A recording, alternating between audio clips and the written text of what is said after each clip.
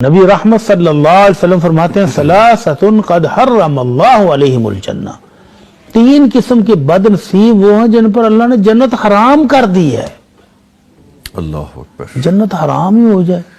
تین قسم کے وہ لوگ تین موجود قسم کے لوگ، ان میں سے فرمایا پہلا وہ ہے مدمن الخمر، جو شراب نوشی عادتاً کرتا ہی رہتا ہے، ساری زندگی پیتا رہتا ہے، توبہ کرنے کی طرف آتا ہی نہیں۔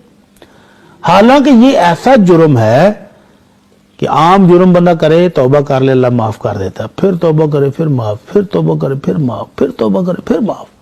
لیکن یہ جرم ایسا ہے کہ نبی رحمت صلی اللہ علیہ وسلم فرمایا چوتھی دفعہ جب کوئی شراب نوش شراب پی کر توبہ کرتا ہے، اللہ اس کی توبہ بھی قبول نہیں کرتے، کہ یہ تو ہٹ درم ہے، ضدی ہے، اللہ اکبر، یہ تو بار بار حرکتیں کر رہا ہے۔ تو فرمایا جس نے ایک گھونٹ دنیا میں شراب کا پیا، قیامت والے دن اللہ اس کو جہنمیوں کے زخموں کی پیپ پلائے گا۔ اللہ رحمت فرمائے، اللہ رحم فرما دے۔ اور دوسرا فرمایا والعاق، والدین کا نافرمان، والدین کو کھری کھری سنانے والا، والدین کو دکھ دینے والا، اللہ اکبر، والدین کی بڑھاپے میں قدر نہ کرنے والا، وہ بھی جنت سے محروم ہے۔